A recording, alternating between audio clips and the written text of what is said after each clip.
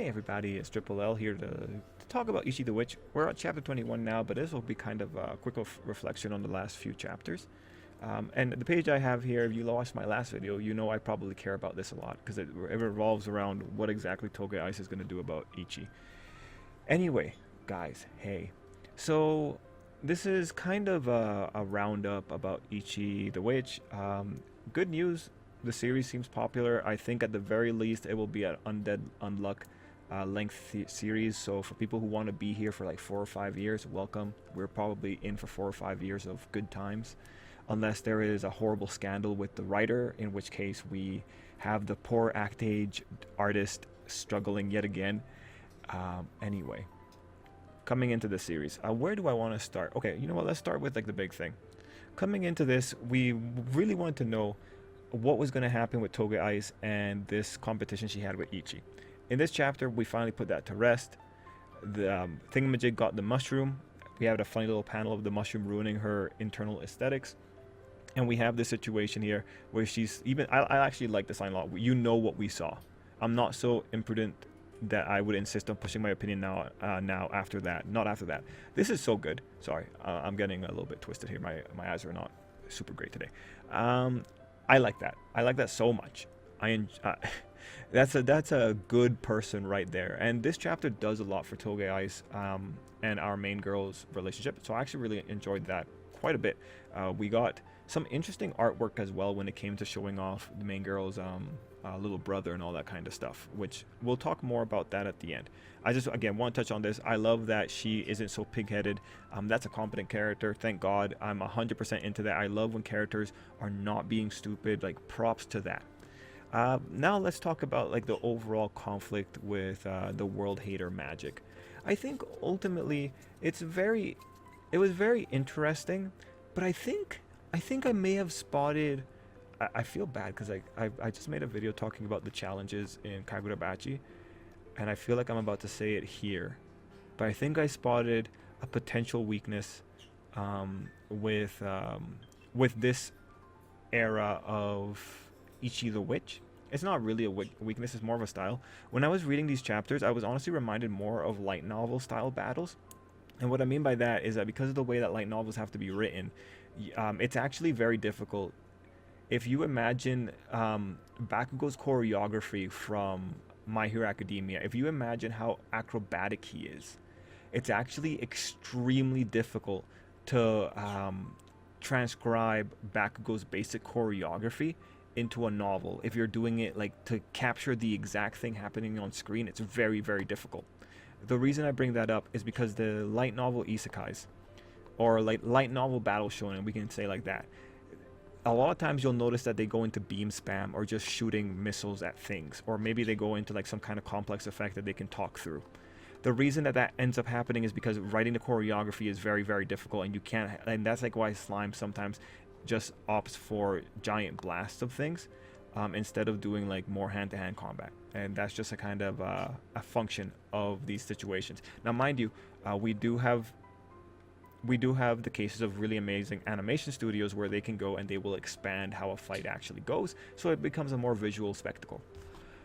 So coming back to this, when I look back at the Ichi the Witch chapters with the World Hater Magik, what I ultimately see is a lot of beam spam, a lot of magic just being launched. And I really thought that we had an amazing opportunity here.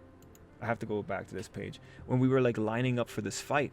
So I was very surprised when in chapter 19 we go to Ichi's world, and then we go into this spot here. You know, you have the guy's head is chopped off, you have our main girl, the Abyssal Witch, just, she looks beat up, she has her sword out, but you don't really get to see the actual combat. I feel really sad that we had this opportunity, and we did get to see a little bit of like some magic effects going on, but that's just it. It's just blasts of magic. It's not really cool choreography. I feel bad that I wanted to see how she chopped off his head. Like I think this could have been like an All Might at USJ moment, because you would have been seeing the powerful person actually put something in, but instead we're just seeing the after effects, and that's kind of sad. I am glad that chapter 18 gives us more, and to be honest, the banter was like top tier. I just kind of wish Kind of wish we could have gotten more stuff here, but like as you can see, it's just special effects. That's all we're really seeing. There's no actual stuff going on, just special effects. Special effects. Special effects. Special effects. I'm going back in time. Special effects, but the stands are pretty cool. I'm calling them stands, but we know what they are. Like, I hope my, like, this is kind of a very niche, not complaint, criticism. But I do think that this team, I can't say that they're very good at hand-to-hand combat. Looking at this series, I can't say that. I don't think anyone can really say that. I think they've been using special effects a lot. Sorry, I think their battles are more about beam spam and like cool shadows behind them, but they're not actually about the choreography, and that's kind of unfortunate. I kind of wanted more choreography. But yo, the story is still very good. And the artistry is still very good. Like this artistry here with the wine and the situation. I like how the wine splashes on then. It's because she's pouring the glass, right? She's like pouring the wine over the memory of him. And I like how this also evokes a feeling of warped out, even though maybe he wasn't warped out, unless I missed something. I love that. That was so cool.